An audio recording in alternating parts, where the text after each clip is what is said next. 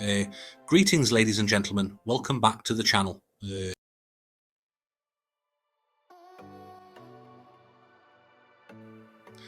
Today's yarn comes to us from subscriber Brad, all the way from the land down under. Brad's story takes us on a bit of a different kind of adventure to Thailand.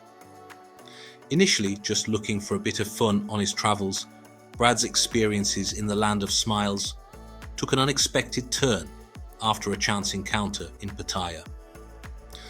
What started as a casual holiday led to a connection that challenged his perceptions and ultimately pulled him away from the corporate grind back in Australia. This is a tale of unexpected generosity, a cross-cultural relationship that blossomed in a rural village, and one Aussie's decision to trade mortgage stress for a life surrounded by family, cows, and the promise of a spit-roasted pig. Get ready for a heartwarming and insightful look at finding happiness in the most unexpected of places.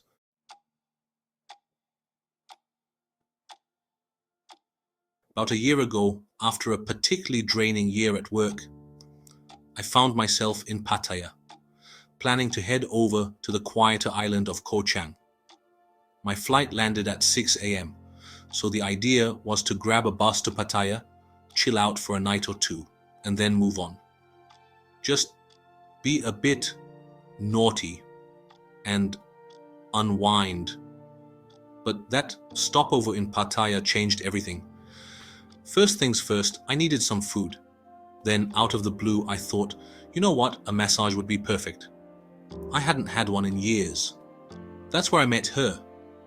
We just clicked straight away. Yes, she was from Isaan, the rural northeast.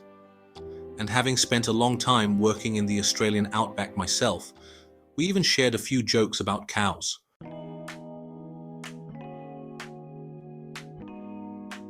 I thought, stuff it, let's go to Koh Chang together. What have I got to lose? We had an amazing week there. Yes, I was paying, but it wasn't much. And I can't even begin to describe how much fun she is around water. Absolutely crazy. If we ever had a minor disagreement, I reckon just pushing her into a swimming pool or the ocean would fix it instantly.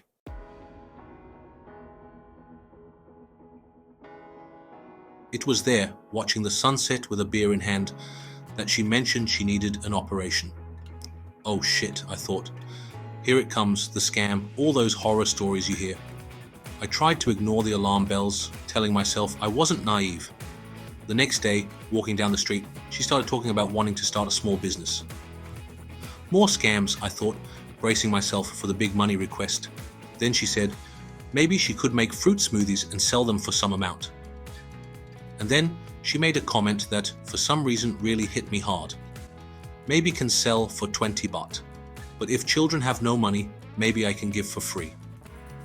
Something about that just cut through all the corporate bullshit I'd been dealing with. The pointless meetings, the mortgage stress. It all suddenly seemed so utterly stupid. Here was this woman, probably not even knowing how her family would manage while she was out of work, and her immediate thought was about helping kids who couldn't afford a simple smoothie. It just made sense to me. Make a good product, and people will buy it. Be generous, and maybe others will be too. If you've ever seen a crowd of Thai kids buzzing around a street vendor, you'd understand the dynamic. Paying customers get served, and then the vendor often looks after the kids who have nothing. There's a genuine generosity in Thailand that's hard to articulate. I felt like if I had any kind of problem in her village, someone would help me out, no questions asked. I'm sure if I broke a leg, they'd carry me to town if a car wasn't available. It's a country with a fundamental happiness, definitely the land of smiles. Though maybe not for the blokes just after a transactional experience.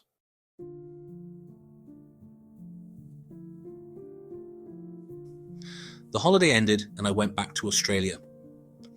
My old man had a heart attack, work was its usual chaotic self, and I didn't keep in touch, but I still had her number saved.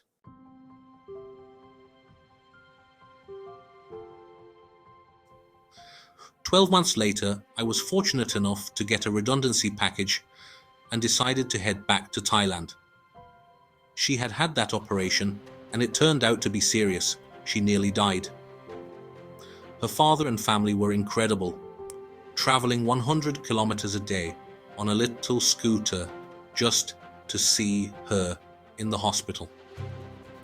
When I returned, part of me thought I'd just dive back into the bar scene, be a proper monger for a while. But instead, I called her, and that's where my life really took a turn.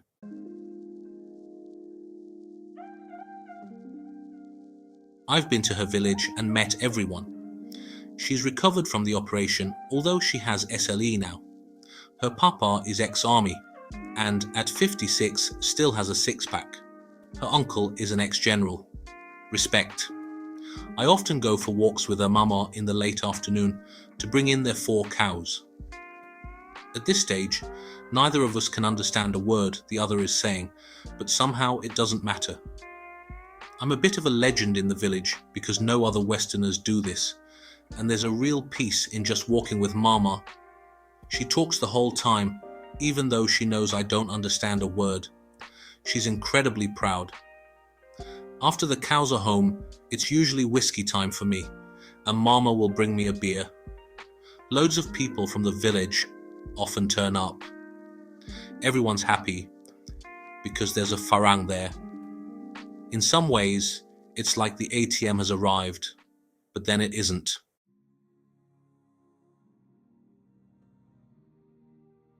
People will appear out of nowhere and just give you food. I try to pay for some food, but 3 times as much will arrive from neighbors. Everyone seems to contribute based on what they can afford, something you just don't see in the corporate world. After the Thais eat, they generally don't keep drinking. But I certainly could. Numerous people in the village just show up with food. That's a whole story in itself. I help my partner's daughter with her homework each night, and I often have to tell Mama to put the beer back in the fridge. I always need it cold, and Thais know how to party, so cold beer is a must for an Aussie. Was I asked for money? Yes. 2 children at the local shop, owned by her aunties, didn't have enough for milk. It was 200 baht. When we left, I was given 1.5 kilograms of beef for free. I gave 5,000 baht each to Papa and Mama. Hey, I just received a $100,000 redundancy payout. What did they do with it? They built another room for when I visit, and after I sent $200 for a bed, it's now my inherited daughter's room, so she doesn't have to sleep with her grandparents as she gets older. I also gave Mama an extra 1,000 baht to buy some new clothes for when she goes to the temple. She's so proud now, and I get praise every time she wears them. And I paid for coffee for 4 people when Papa was playing some kind of bowls game. Apparently, I shouldn't have done that, and Mama now keeps a close eye on my spending. It was probably only 100 baht anyway. Now, I also pay for my daughter's school and clothing, which is about $100 per month max. And her math skills would put most people I know to shame. And I have an MBA and CPA. I intend to put $20,000 aside for her university in case she wants to go. These aren't rich people, but the village isn't a collection of shacks either. It's a small, close-knit community of maybe 50 houses, many of the residents related. They have corrugated iron roofs, concrete floors, and timber walls. Not slums by any stretch. I've been lucky because a cousin is married to an Aussie, and he's fixed up the house next door with a Western toilet and everything. I don't know if I could have managed without a decent crapper. I've been to Chum Phon to meet her brothers, who I can't speak highly enough of. They picked us up from the train, found us accommodation, and we'd often meet up for a barbecue on the beach. If only everyone could live like that. When I go back next time, I'm hoping to convince the uncle to sell me a pig at a good price so I can learn how to do a proper spit roast. You can probably shoot me that day because I'll be in heaven. It's a genuinely good family with a huge network of friends. I'm welcomed wherever I go, and even people who can't speak any English always ask how I am. People often bring me food back from town and don't expect anything in return. The Thai way seems to be you have money, okay, you pay. Next time they have money, they pay. It's about money, but it's also not just about money, more about the flow of generosity. Socially, I believe the Thais have a stronger sense of community than the West and a higher level of emotional intelligence. Or maybe it's just me being out of the corporate rat race. Maybe it's because they don't have much and have to rely on each other. The bar scene is actually a tiny fraction of the real Thailand. And that doesn't even touch on most of Pattaya.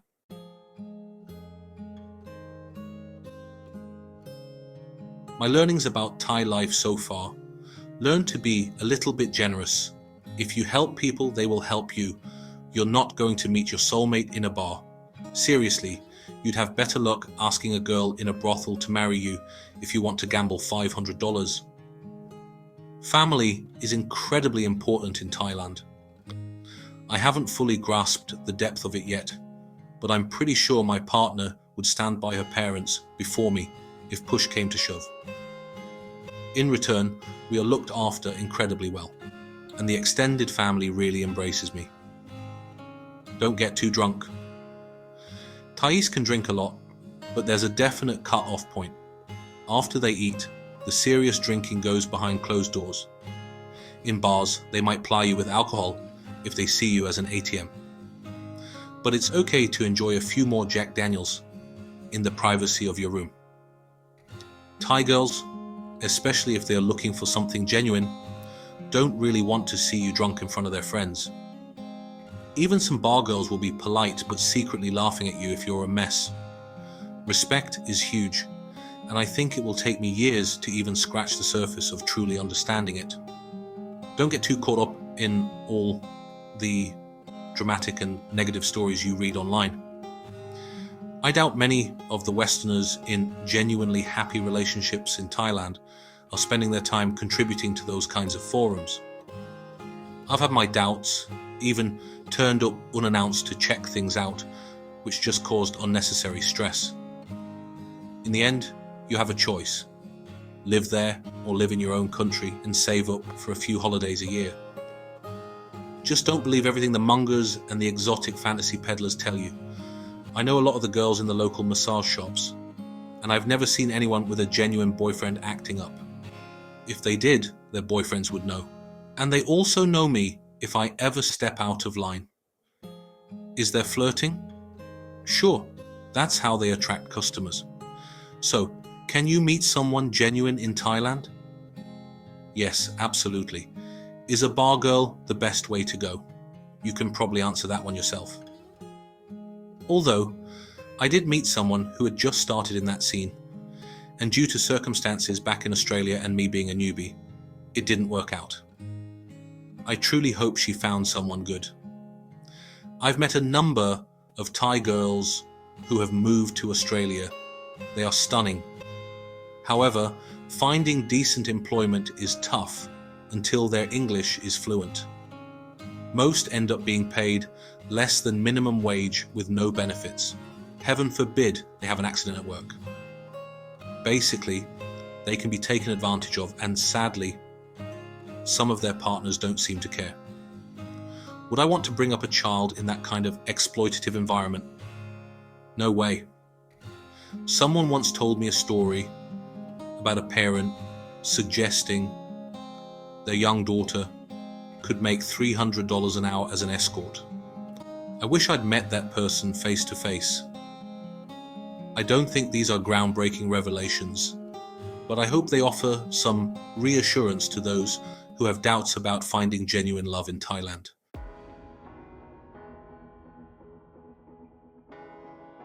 So, what am I doing? After a lot of soul searching, I'm making the permanent move. The connection with my partner's family is too strong, and I can't bring myself to take her daughter away from her grandparents, and then just hope we can save enough for occasional visit back. The cost of raising a family in Australia would likely make that an empty promise, even with the best intentions. Am I retirement age? Nope. Do I have a ton of money? Not really, but enough to probably buy a small business and a house after a while and have a bit left over. The other option, go back to staring at a computer screen in an office, suffering from mortgage stress with falling house prices, and having a few beers on the weekend while wishing I was in Thailand with my special someone.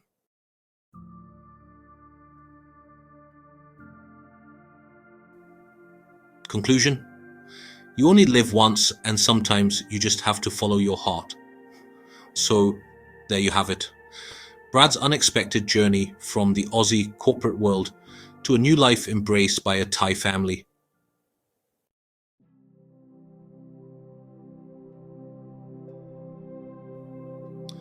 What did you think of Brad's story? Did any parts of it surprise you? Have you ever experienced a similar unexpected turn in your travels or relationships? Share your thoughts and experiences in the comments below. We always love hearing from you. If you enjoyed Brad's heartwarming tale and his insights into Thai culture, make sure to give this video a thumbs up. And if you want to hear more unique stories from around the world, don't forget to subscribe to the channel. Thanks for tuning in.